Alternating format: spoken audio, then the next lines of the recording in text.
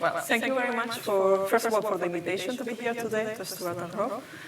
And for all the participants. I feel a bit strange to come today to talk not about science, but about research in corrosion. I shift a bit with the topic I'm discussing, and it's also a bit exploratory for me. My name is Yaiza Gonzalez Garcia. I'm coming from TU Delft, and I work in the Material Science and Engineering department. Actually, I am associate professor in the department, and my expertise and my team work in localized corrosion and electrochemistry. And in the last 2 years and a half, also I started working more in education as the director of studies of the master. Maybe that brings a bit also why I'm presenting today about what are the challenges of how we see the future of corrosion engineers and corrosion scientists and what we can do in terms of education. When I started preparing the presentation, I was thinking how to structure, and I hope I don't disappoint because actually I will first start discussing about what is the engineer or scientist of the future. We need to first visualize what will be needed. I will discuss a bit more about then how education will be affected or influenced, or how we need to change in education to prepare the young generations for the future. And in the last part, I will focus more specifically on corrosion. Therefore, I will give a bit more broader spectrum than just corrosion. And many of the things I will present today is actually triggered by the changes we are also implementing in TU Delft and the vision that TU Delft is proposing for the 2030 and beyond that. Well, the first thing is, what is the future for the young generation? And I think an exercise is to picture ourselves in 20 years, what will be the challenges there, and visualize, okay, this is the challenges that the new students, the new engineers and professionals will confront, and we need to think what they will need, what type of tools and knowledge or resources to achieve and overcome these challenges, bring new solutions, new technologies, and so on. And I think many of the things that appear here actually are current challenges, but will become more and more critical in the future. We are shifting to an energy transition. For example, the low carbon fields.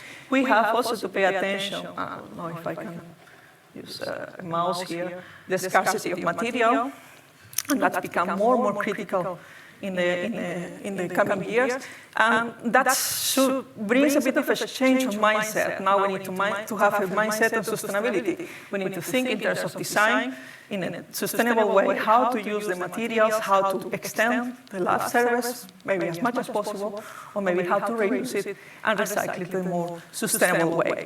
And we need to already start triggering that mindset. In that. Also, okay, global warming is here, but I think will continue, and we will have still fighting in that sense. And I have two additional things, which I think is very important. And it's not engineering, it's actually about what's going on in the society. We have to deal with a massive amount of information. We are continuously connected, social media, you see the news and so on. And we need it's becoming, I guess, more and more difficult to differentiate what is true or not true. Or actually we are confronted with the discussion. And you see sometimes scientists have to defend their own results against with maybe public opinion and so on. And this is a reality, and we need to prepare also for that. And the second is machine learning or artificial intelligence. And in here it's not only about the shifting that maybe many of the tasks that currently are done by human will be part of a task of a machine, but it's also that we have this artificial intelligence more and more embedded in our life. And I think the best example is now ChatGPT. A constant discussion in the last month about how ChatGPT will affect actually our language for students, how it will affect the assessment, and so on. And I think this is something that we need to be ready, and we need also to steer the critical thinking of the students in that direction. Said that, I think now the shift is that normally we think engineer is a person that will bring a solution. But I think now the engineer doesn't have this central role, and I think what's the role is society, how it impacts society, and how the engineer can help in that direction. And I think it's just a different set of mind. Now we are not going sort of the solo or individual, we go more to a more global mindset. I try to see what are the profiles required in the job market, for what type of skills are now demanded. And I took some data from the World Economic Forum, that is some jobs report, and you can compare actually the skills. You have a look in the past, maybe 2015, not too far away. Skills required, top skills that were very positively evaluated by the companies or required by the companies. You see that it's more about complex problem solving, managing a team, leadership, negotiation, and also some technical. If we move a bit further, in 2020, you see that now creativity, which before was maybe in the bottom, now is becoming more. We are talking more about innovation. But also we are talking about critical thinking. And already there is there an indication that we are shifting toward different type of profile. Something that catches my attention, and you have a look, is that emotional intelligence appears also here. That means that we are not always searching about a professional with a lot of knowledge, but also a person that can lead with a team and with an environment, with different cultures or different disciplines. If you go a bit to the future, what is required, and this is not really a future, this is just around the corner, but you see that the first thing I can see is that now the skills are a bit differently reformulated. They are a bit different defined. It has a bit a broader dimension. And being a bit, looking a bit like that, you see actually half of the skills required now are actually more interpersonal skills. We are moving now more to a person that is not so much about your technological or technical skills, it's more about how you deal with complex analytical thinking, how you combine knowledge, innovation, creativity becomes actually very important. And something that comes to the top is active learning and learning strategies. And that is, it means that now we have to deal with situations in which you need to continuously upskilling or relearn or develop yourself. I check specifically United Kingdom, today in the UK, and in the left is more about what's emerging jobs, and you can imagine is going toward more machine learning, computational, and so on. But on the left, on the right, it's more about the skills. The skills doesn't change so much, and actually compared with the Netherlands or with Spain, more or less the same. There's no big difference between countries. But I would say that something that pops a bit of, you see still active learning, creativity, and so on, but one thing that comes interesting is also resilience, stress tolerance, and flexibility.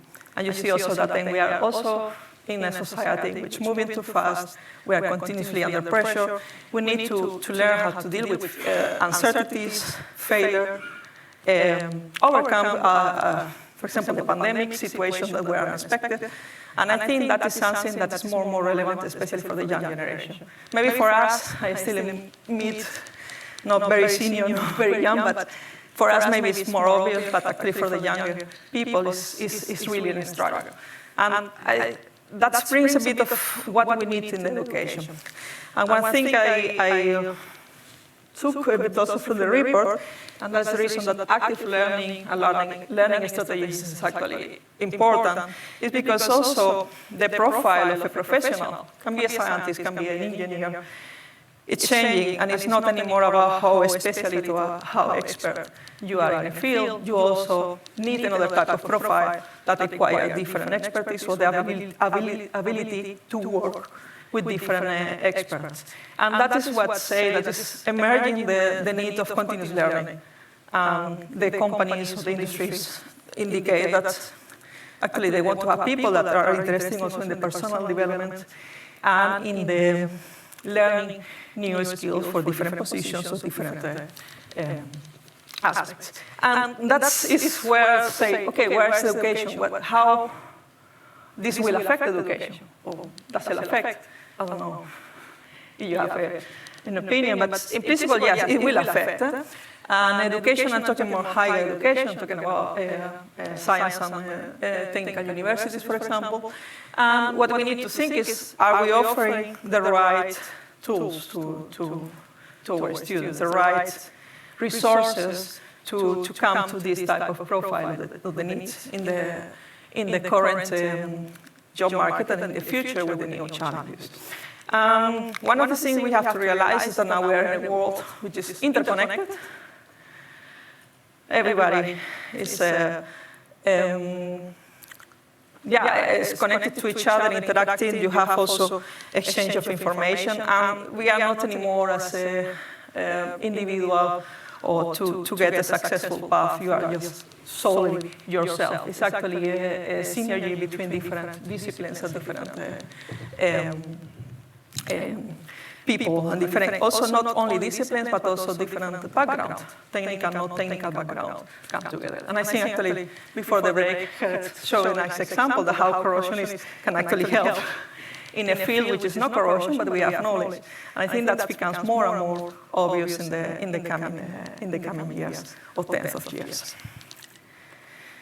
Just this is actually reflected, and I just took a snapshot of the Agenda for Sustainable Development. Indeed, goal 4 is education. And in there is also a bit of mention or a bit exchange with the role of the global learning society. Now we are in a global world, is the reality. And what becomes more important is not about knowledge. It's not how much, it's how to acquire knowledge, how to communicate that knowledge, and how to combine it. And I think that's a bit of a different way. And I will try to show how that will actually lead to change in the curriculum of a program or of a course. Another thing I want to highlight is, what we got from, unfortunately, the pandemic. Did we learn something from there? And there are some highlights. And I think for us, for all of us, was a bit of a situation out of our comfort zone. We have to deal with, especially for educators, if we are teaching to move to remote education, we were not prepared for that, but also we came to realize that we are in a situation that we are not developed. We didn't have the right tools, the right training to do that, and we have to do it rapidly. Positive thing, actually, I'm changing the order, because this rapid change, it forced that higher education structure and frameworks are now more used to move quickly and a bit more flexible. And I think after this experience, they are learning to be more adaptive to the new reality. And I think this is a positive thing that came from this situation of stressful, that now we are ready. We see that changes can happen, and it can be done in a reasonable pace. Another thing that's maybe not so positive, but something that to pay attention is that with this situation, we realize that actually mental health becomes very important.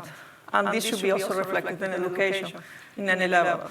And we see more concerns in terms of the challenges that the students are foreseeing, suffering in terms of mental health. And additionally, with this pandemic, we saw also that remote learning seems nice, it's flexible, you have a different tool to reach your students, but also it brings a bit of a further discussion and more deep thought about how to make the assessment, for example, or even how to translate or transfer knowledge, practical knowledge to a more virtual world. In terms of, for example, practical lab experiments and so on. Another thing is still possible to change everything to virtual, but we need to make use in a good way of that. Now is the role of educator. We see this change, we see the need, we see that students have to have also another resources, not only technical knowledge, but also humanity. We have an aspect there, but then we need to think as educator. I teach myself, we have to think also what is my role now. If the role is changing, we also may have a different role. And it's just that now the student is not just a student, a person that is absorbing information. It's also a person who is developing, and more it's important they are actually active citizens. They should be aware of the social challenges and the issues coming, and they should be really actively involved there. And for us, what we need is to steer that learning. As I said, educator works now from the center to more to the side, and we take a bit of a role more of a guide side. This is happening already. That was before even the pandemic, and we see these trends. I don't know, the flip classroom, in which you make more active the students in the classroom and so on. But I think now it's another dimension. You take a bit of role also to encourage the personal development of the student, and we need to also facilitate that in the programs.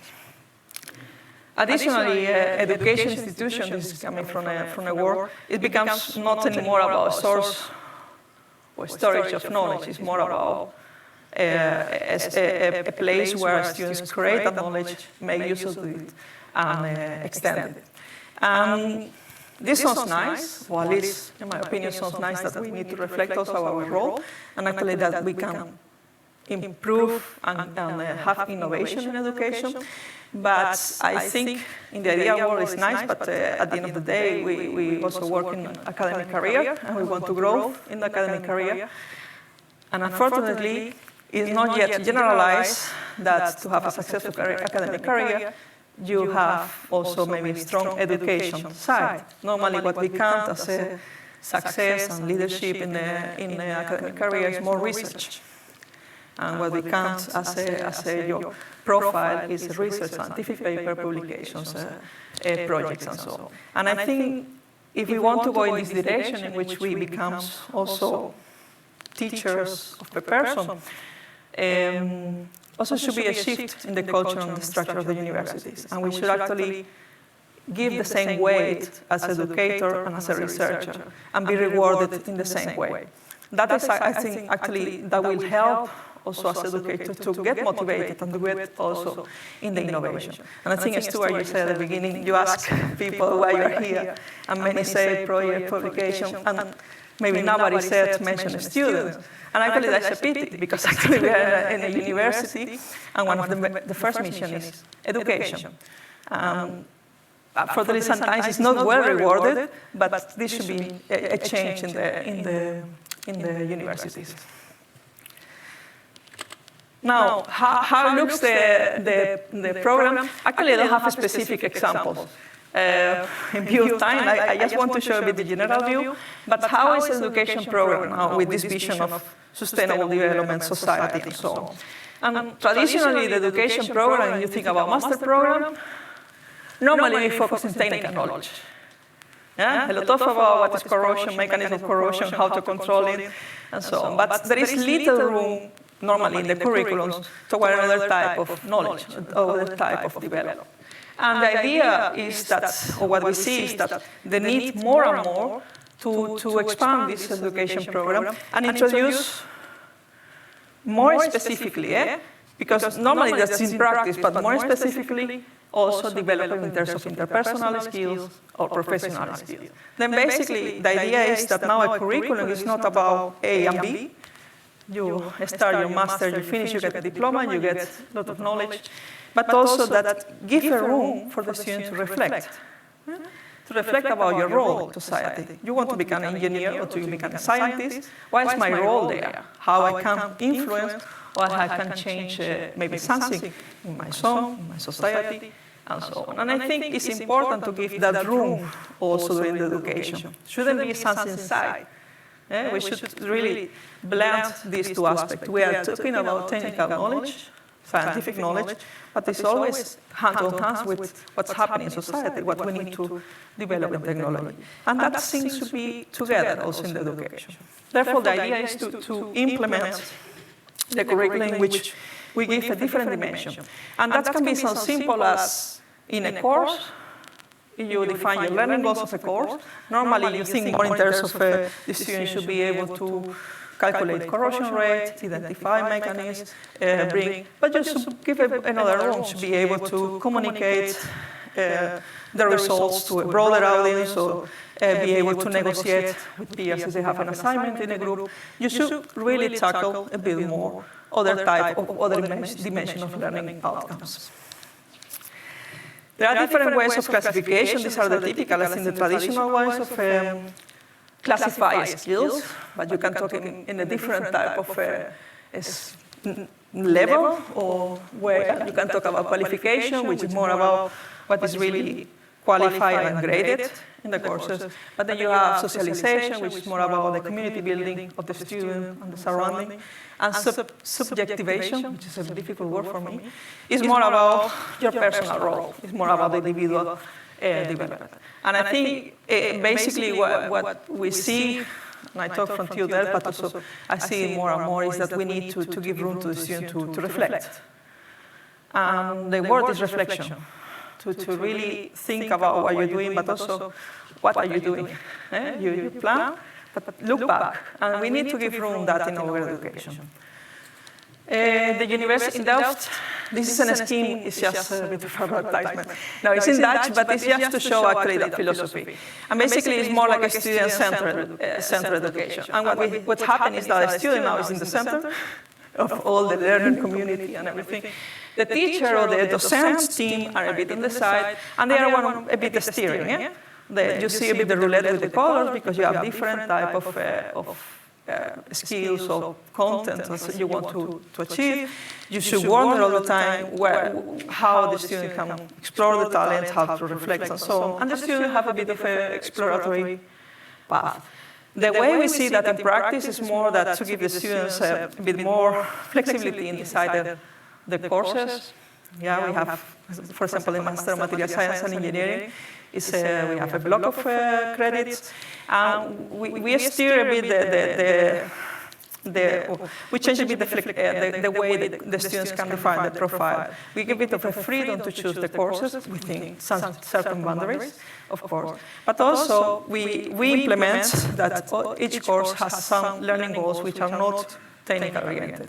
And besides that, we include during the curriculum, during the whole 2 years master, activities in which the students start setting goals after certain periods, think about what went wrong, what is right, also sharing. And I think that is very important. We see the students trend to isolate, because failure is something very traumatic, and not everybody is open to talk about failure or difficulties. We see that the importance is to share among your peers, to share among other colleagues, and so on. And I'm talking about students, but actually you can extrapolate that also to PhDs, especially the community building and the sharing is very important. Almost there. In view now checking a bit more to corrosion, because actually I was invited to talk about corrosion. I haven't talked about corrosion at all. But I think it's just because corrosion education, it's basically, we can take that and apply it in the Master of Corrosion Engineering here, or in courses on corrosion. And I think that is there. Of course, for corrosion education, we have different layers, and I took the work from John Scully, and you see that actually when we think about corrosion education, we have, of course, corrosion scientists at the top, we have the experts, the corrosion engineers, and other materials related to engineers are specialists, can become more specialists in the topic, and then technical operators, maintenance staff, and so on, are more in the knowledge. And I think it's a nice reflection of that there are different dimensions in education. I basically, now I was talking more in terms of the top part, and this is also where academic institutions and universities play a strong role. And of course, when you move toward more knowledge and awareness, you have more specific courses, and then their societies can have play an important role there. I have to say that when I was checking this slide, I didn't like the pyramidal structure, because I think we are now moving to a flat structure. I found it very weird that the scientists were at the top, we're on mountain, and we are above everyone. It's true we have knowledge, but at the same time it's a bit too hierarchical. I took the liberty to change a bit. And I just to go more to a flat structure, but it's the same. At the end, we have experts, more specialists, and knowledgeable, but you see that I overlap it because I think there is not really a clear boundary. I think there is a blurry combination, and we have not so clear distinction among what is an expert and what is a specialist. The same, I think science and technical universities plays an important role, and what I see is more overlap in between technical courses and certified courses and the university. And I think there is more overlap because what I said before is that we are now in a moment that we need to continuously reinvent ourselves. We need to continuously grow, get new knowledge, and so on. And universities, we have great degrees, and we are there, we have PhD. And I think after that, students or young researchers want to continue. And I think there will be more use and resources of these technical courses on learning the job. Then in my opinion, things are overlapped, because also we can benefit for those courses in the university. The thing I found that was missing here, and I'm happy because Gary mentioned, is also we need also to educate, while it's give more awareness to citizens and policymakers. And I would like that actually this should be here also in this, because it's part of education. Different scale, but still is important. And I think what I see is also that we can really start ingraining that to our students, that they can have really an active role, and they are important, and they have a voice. And of course, how to make it is very difficult. You mentioned it's very difficult to influence, to go to politics. But I think if you are also already in that set of mind, it really creates more momentum. And maybe the organization is not only 10 people, it will be 100, and maybe it's grow more. And this is something that the students should also be aware, that they have a role. They are important. Of course, they can contribute more or less. It's their own choice, it's their own goals, but they really have that. And we should encourage and also facilitate it. I put some arrows that maybe this should come for experts and especially how to make it work, but maybe it should be bigger, and also societies, not individual, but as a whole, have a bit more influence. But in general, we should really pay attention to that, and especially in this world that we are so overloaded of information all around the world, and so I almost there. More specifically, for corrosion education, I think it's nothing new. We should really combine latest research and science development and so on, but we need to also keep in mind of engineering practice. And I think in order to achieve that is this strong collaboration with industries. And it's very, very good to see at the beginning of the event that there is some investment for education, coming from industry, coming from society. I think that is very good. And this should be really, really there. And it's not only about investment, it's also about collaborating. With industry, you can actually define learning goals on your courses, but also encourage projects, internship, and practices in the field. The last sentence, I know it's a bit cryptic, but what I want to say there is that also we are foreseeing very challenging situation in terms of corrosion. You talk about molten salt application, nuclear, offshore windmills, and so on. We are pushing the materials to more extreme conditions, but also in fields which are not really from the corrosion engineer. And I think it's very important that we train our young generations in communication, interdisciplinary mindset. We need to take that example you say, to how to translate some knowledge from one field to another. And this is something that is not come naturally to everyone. And we should actually define courses and create curriculums that stimulate that by interdisciplinary projects, for example, combine different faculties in the scope and so on. In terms of style, it's just 1 minute. In terms of style, nothing changed. I think it's very nice for remote education, but face-to-face is unreplaceable. I think it's something that we cannot miss. Practical session laboratory also cannot be changed by a metaverse, virtual labs. I don't think that will work, never. I think it should be always to have some hands-on practice. What I think we are losing a bit the opportunity is to have more introductory courses can be online. Of course, it's more feasible, but I think we should take advantage of all this remote education and create more courses to make more awareness, to increase the awareness of non-technical people, people who want to learn more. But also, I think we can reach out more. It can be also for schools, high schools, and so on. I think we should take that momentum. The same, the other side, specialized courses. I see many PhDs or young researchers, postdocs, want to learn a bit more in-depth topics, and we don't have so much resources normally. My impression is that we have so many courses in that direction. And then interpersonal skills, workshops, how to present and so on, are also important. I think these 2 points, the role of institutions are crucial. I see already the young I-Corps is very active in activities, the young EFC, the World Corrosion Organization with the Awareness Day. There are many things going on. And what I would say is still there. It's nice to see that it's there, but as non-so-young people, we also should support it and encourage. And I think we should not leave it like this. The young people should deal with that. Actually, we should be actively involved in how to help them and growth in that, growth in activities and so on. With this, I reached the final. I would say that education is relevant. We shouldn't ignore it, and I think not only we should educate great engineers, but also we should educate great people with influencing in society and with innovation to solve the challenges of the future. With this, sorry I took a bit longer, but thank you very much for the attention.